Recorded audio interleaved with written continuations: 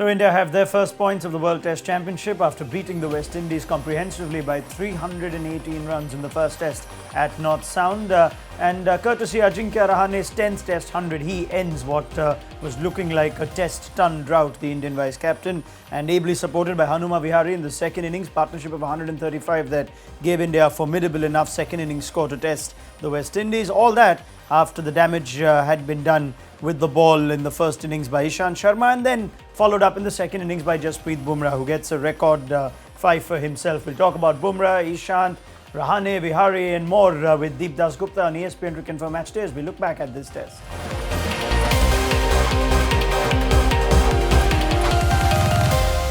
And 318 runs is a mighty impressive margin of defeat, given it stands as number one on India's biggest overseas test wins, going past the 304 against Sri Lanka at Galle. So both the highest overseas test wins under Virat Kohli's captaincy. And Deep, let's talk about some of the takeaways from this test. And you said as we looked ahead to this test that it would be a big series for Ajinkya Rahane. And even after the first innings, we were discussing whether the thoughts of not converting a 60 or an 80 into 100 could play on the Indian vice-captain's mind. And this is a massive monkey off his back after this test.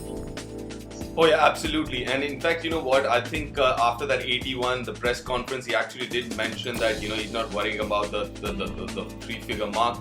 But you know what, it does matter. And I think, as you mentioned, the monkey's off his back finally after more than 2 years, roughly more than 2 years.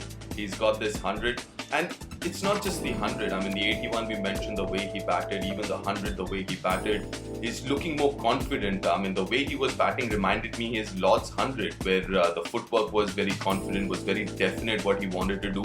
There was not this this doubt in his mind, which we've seen in the last couple of years with his footwork, with his body positioning. So kind of reminded me his Lord's 100 actually. Yeah, so first Test 100 for Ajinkya Rahane in 2 years nearly, and 29 innings after that for India's Test vice captain without a three-figure score. But that's done and dusted now. Man of the match performance by Rahane. But the game ended on day 4 more courtesy due to the bowling that India put out in the final session at Antigua. Let's talk about Jasprit Bumrah and Ishant Sharma. It does look like the fast bowling reserves are in good shape. Bumrah, after a long summer with the Australia series and the IPL and the World Cup, that little break you thought is something he needed, but he's come back looking as fresh as ever. Oh yeah, absolutely. I mean, it's you take a little bit of time. Generally, a lot of people take a little bit of time when they're away from international cricket, the release and everything else. But listen, this guy is special. This guy is very, very special. I mean, the outswingers now. I mean, he's kind of, he started bowling those outswingers sometime last year. While I think the English tour and then the Australian tour, but now he's kind of perfected and made it his own.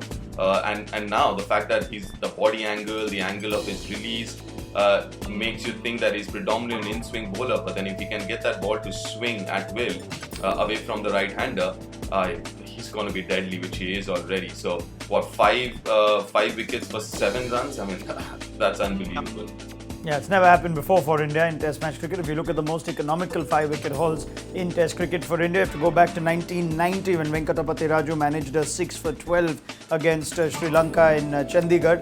Bumrah's 5 for 7 now, the cheapest 5-wicket haul by an India bowler in Test cricket. And if we talk about his bowling partner, Ishant Sharma, who did most of the damage in the first innings, and something that's always been on Ishant Sharma's back through his long Test career, Deep, is while he puts in a shift, that penetration, that wicket-taking ability is something that's always a bit of a question. It does seem that this Ishant Sharma over the last, say, couple of years seems like the kind of bowler that can get you wickets more often than not.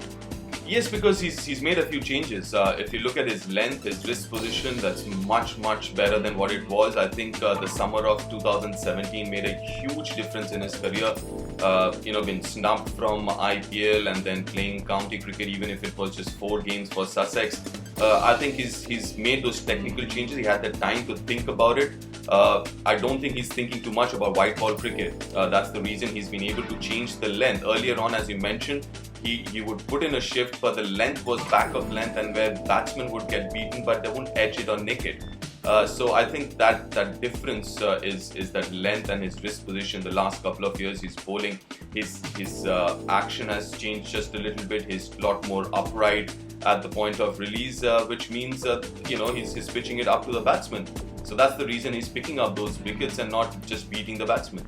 Right, and if we are to talk about other takeaways for India from this test, and perhaps the only 2 points of selection that could have been debated on were Ravindra Jadeja ahead of R. Ashwin, if you are to pick one spinner, and Hanuma Vihari ahead of Rohit Sharma, who is still in the test squad and available. And as we look at takeaways for both those 2 players from this test, that 93, how important innings could that be personally to just secure Vihari a test spot going forward? And thoughts on Ravindra Jadeja's test crucial half-century and a shift in the ball, which does it in some way justify the selection as the preferred spinner over R. Ashwin? Let's start with Hanuma. I think it was a very, very good call and a very sensible call, because when you have someone like Rohit Sharma in the squad, you would always be tempted to pick him. But going by performances, going by form in Test match cricket, in red ball cricket, it would have been very, very unfair to let keep Hanuma out of the playing 11. So I'm very glad that the team management picked Hanuma. And listen, he's been a consistent performer at this level as well. His average in first class cricket is over 60, and in Test cricket as well. Every time he's given an opportunity, he has performed. He's been asked to open as well, which he did, which obviously doesn't suit his kind of batting style. But I'm glad Hanuma got that opportunity and he capitalized on it. So I think it's just fair to say that he's going to be your 6th batsman whenever you need one, which might change when you're playing at home or whatever. Then going to Jadeja, I think again that was a fair call, looking at performances, in the recent past with the bat, with the ball. We remember the last test match in Australia where he played, where he contributed with the bat and the ball. So I think it's only fair that the selectors and most important the team management went with the performances with red ball cricket and not look at what's been happening in the last 4-5 months in terms of white ball cricket. And looking at Ashwin, listen, even before the start of the series, we did mention about Ashwin as well. It's going to be a big series because, the pegging order as of now, it seems like Jadeja is your number 1 spinner.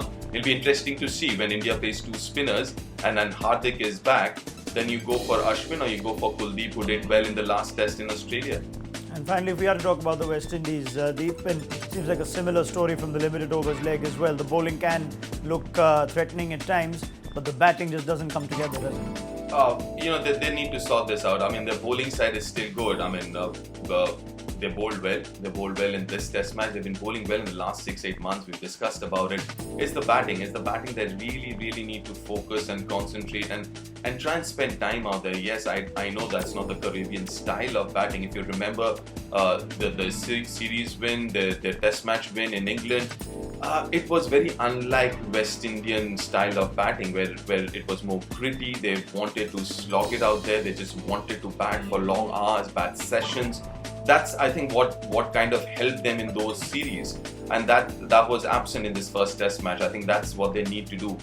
Don't worry about what Caribbean batting style is all about. Just do what you can. And I mean, cricket has changed. If you look at cricket in the last 2 years, I mean, defensive technique has become more important in last couple of years, looking at the pitches, look at the improvement of the bowlers in test match cricket. So that's where I think they need to concentrate on their defensive side of the game. Right, many thanks for that, Deep. Quick turnaround between these 2 teams as the second test and the final test of this series takes place on the 30th of August at Kingston. India take a 1-0 lead in this 2-match series.